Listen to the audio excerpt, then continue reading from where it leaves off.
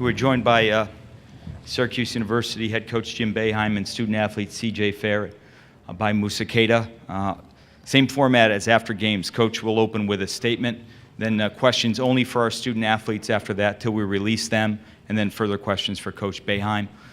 Please raise your hand for questions when we get there. Otherwise, right now we'll start with an opening statement from Coach. I thought we did a tremendous defensive effort, and when we were down late, I thought we made a tremendous effort to get back in it, and we had a couple good shots, and they didn't go in. But it's just a tough loss, as they all are at this time of the year, but that's what happens. Somebody gets beat on the last play, and tonight it was us. Thank you, Coach. Please raise your hand if you have questions. Please wait for a microphone to get to you, and please give your name and affiliation for our student athletes only. Questions at this time.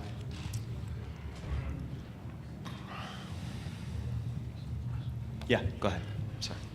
Coach Sal Capaccio, ESPN Buffalo. No, questions only for student athletes at this point. Student athletes. Sorry, CJ, question for you. With 13 seconds left, you come out of the huddle. We didn't come out of the huddle. Okay, with 13 seconds left, can you walk us through what the play was going to be, or how you We did not have a timeout.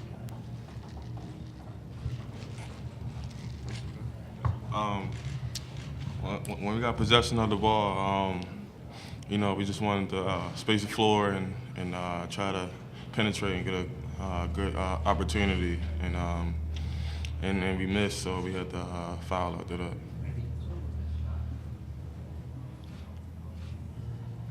Other questions? Go ahead, Mike. CJ, Dayton seemed to be playing really physical on defense. Can you talk a little bit about how they were playing you guys, especially in the first half? They're a small team, but they're scrappy, and they quick to the ball and rotations, and every time you put the ball down, they got a hand in there. So, they kind of set the tone early, and where we was playing catch up. We was trying to catch up the whole game.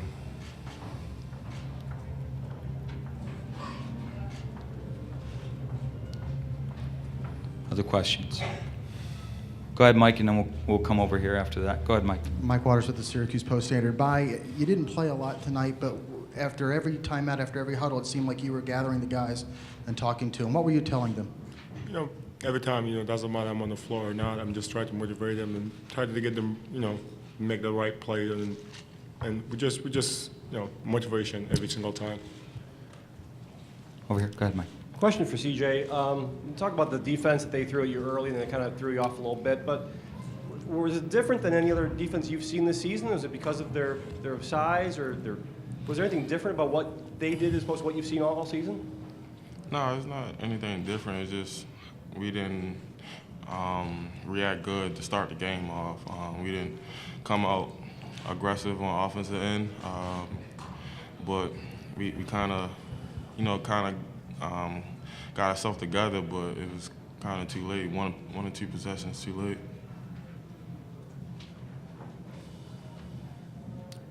Any other questions at this time for student athletes from Syracuse? Okay, CJ, Baye, appreciate your time. Questions for Coach Boeheim at this time?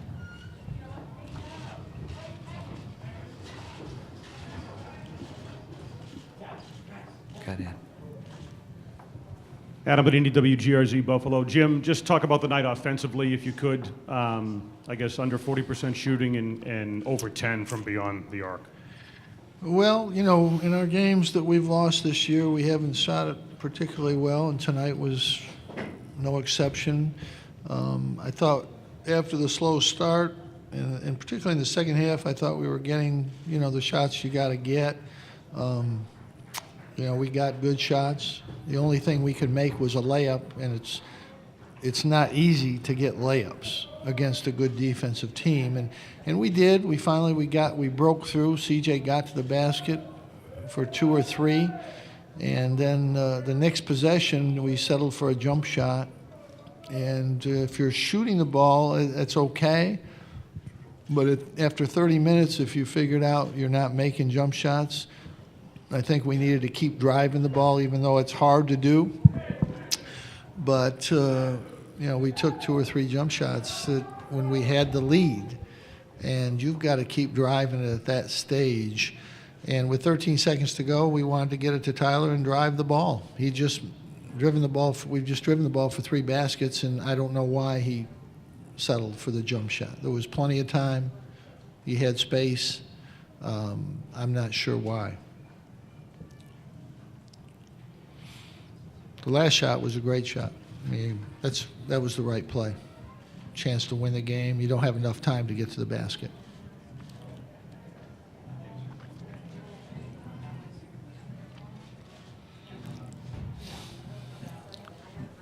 Right down front here, Mike. Coach Mike Heim with Associated Press. Seemed looking at your last 4 losses, they've all been, 3 of the 4 are very close games. It seemed like, towards the end of your season, the last month or so, the close games have been the ones that early in the year you were able to turn them around. This time they were kind of biting you a little bit. Yeah, you're right. Can you comment on the idea of what had changed in the course of the early part of the season as opposed to the last month or so? Well, when you make shots, you win. When you don't make shots, you lose in close games. And early in the year, we made shots. Obviously Tyler made a 40-footer at Pittsburgh, but in the other games we won 7 straight close games early in the year, and we made shots. It was different people. Tyler made some, CJ made some, Jeremy Grant made a couple, but we made shots. In tonight's game, we had shots, and we got stops when we had to.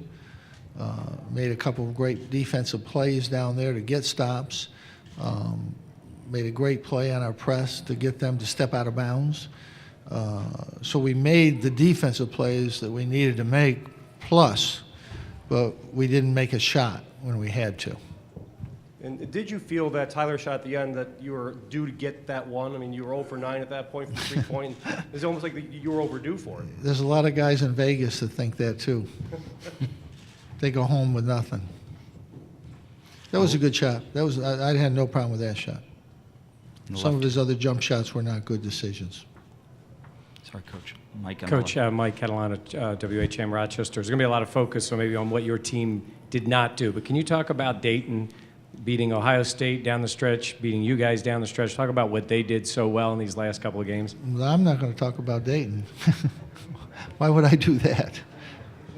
I'm going to talk about Syracuse. I'm not going to talk about Dayton. Ask their coach. He should be very proud of their team. Any other questions for Coach Boeheim? Yep, go ahead, Mike. Jim, seasons always end and seniors graduate, but could you talk a little bit about C.J. Fair and his struggles tonight in his last game? He struggled early, and he's had some games where he struggled, but he in the second half he got it back and got it going to the basket. But it's very hard to get to the basket against good defensive teams, and Dayton certainly is, and like Pittsburgh in our league, and Clemson, teams that are really good defensively. It's hard to get to the basket, and we had some good looks from the perimeter. CJ had a couple good foul line jump shots that he usually makes. Tyler usually makes some of those. I think he missed 14 jump shots tonight. I think he missed 7 for 7, 7 for 8 going to the basket, and he just couldn't get the jump shot to go. They made a few. They made some threes and some jump shots, a couple tough ones, and I thought we did an unbelievable job fighting to hang in there when you're not making anything. When you're not making anything from the perimeter,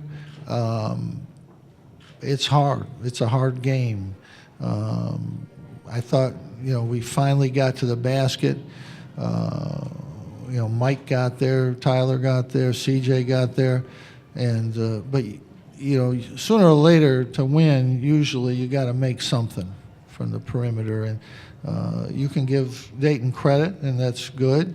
But we had some open looks, and we didn't make them. That's really what, pretty much basically what happened. I thought after we get off to a slow start, we were fine. We fought the rest of the game. But, sooner or later, I think you got to make a shot out there to win. Last one here on the far left, Coach. Tim Graham from the Buffalo News. The your feelings on frustrations with your team not being able to make shots on one side versus admiration for Dayton's defense on the other.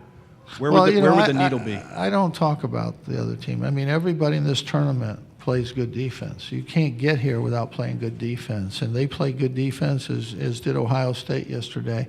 But, you know, we've got to be better on offense, and you can give them credit, and I think you should. But I look at the shots that we get. If we don't get shots, and that's happened to us with some teams defensively, I thought we got good shots. You know, I really did. You know, a couple of Tyler's jump shots, really all of his jump shots were pretty good. He was open, he got them, he just wasn't making them, you know, and that happens. But, you know, you look at the quality of shots, and I thought once we started driving it, I thought we got shots we really needed to get.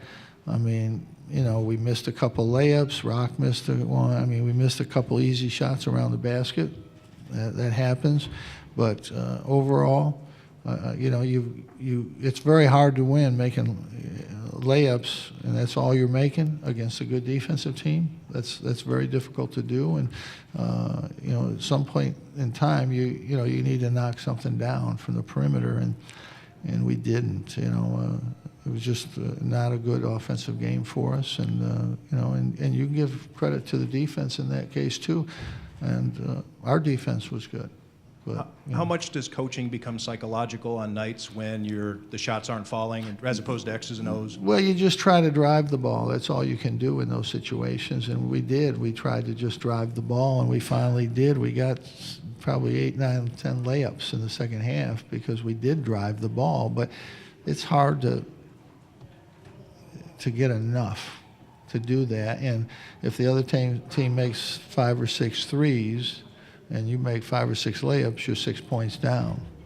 And so that really was, you know, what I saw out there tonight, pretty much. Thank you, Coach.